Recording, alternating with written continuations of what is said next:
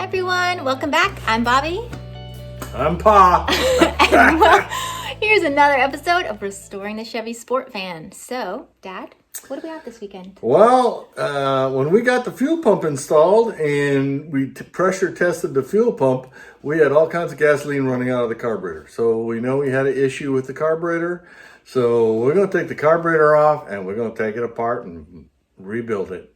Sounds good, guys. Stay tuned. That's one of the next things we're going to do is we're going to take this carburetor off. It looks like somebody's done some work on it. I see some epoxy down on the side. And we may have to replace this. So we're going to go ahead and take this off. There's no way it should leak fuel when I turn the fuel pump on. So we've got an issue someplace with it. So I'm going to go ahead and we're going to take this fuel line off. And we're going to get this carburetor out of here. Get it over on the bench where we can do some work on it.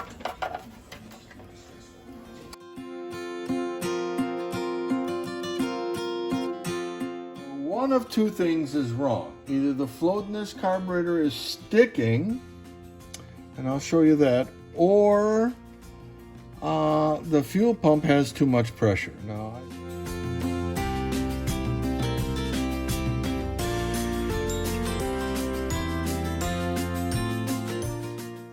it's a little dirty, but it doesn't really look too bad. So this one is called your idle mixture screw for adjusting the idle. We'll do that. But overall, it looks pretty good. So we're going to finish taking it apart. Okay. Well, we're going to take this off. This is the linkage for the accelerator pump. The accelerator pump is a little pump. It's in the carburetor that anytime you accelerate the engine, it gives it a little extra fuel. So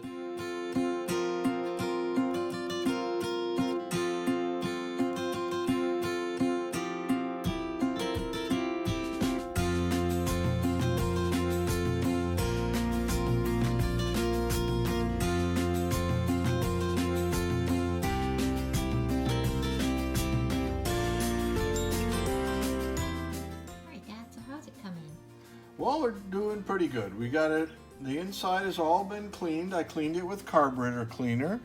I checked out all of the passages in here to make sure that they were clean and free of dirt.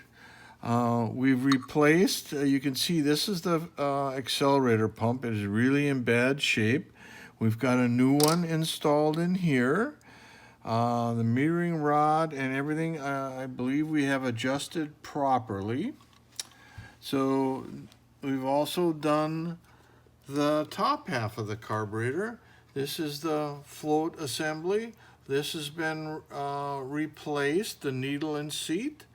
I've got the float level adjusted according to the book.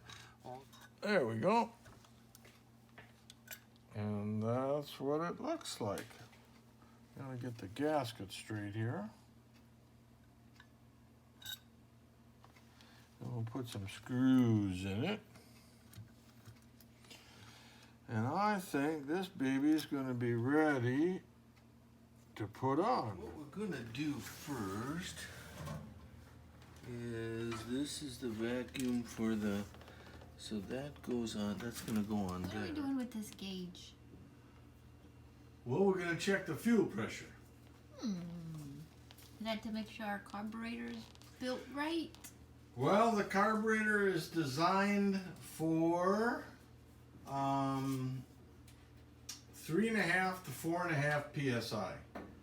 And when we hooked everything up a couple days ago and checked the fuel pump out to see if everything was okay, the carburetor fuel started running out all over the place. That is true. So we've got an issue someplace. So we rebuilt the carburetor and got the carburetor on, and before we hook it up, we're going to test the fuel pressure and just see how much pressure we have.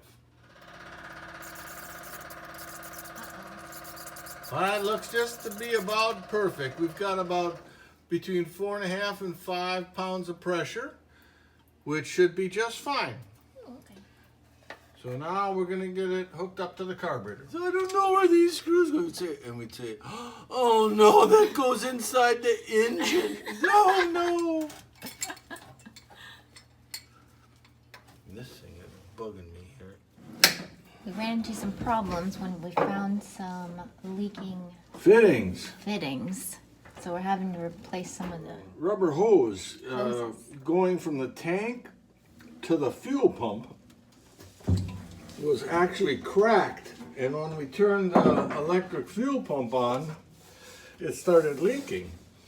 Now normally, without that electric fuel pump, you'd have never found that thing. You never would have found the bad hose, and because the mechanical pump is ahead of it, so the mechanical pump would be drawing a vacuum on it, and then you would have an air leak causing this thing to run really, really lean.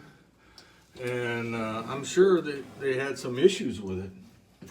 So that was a good find to fix, but we got it and we're back up and running. All right.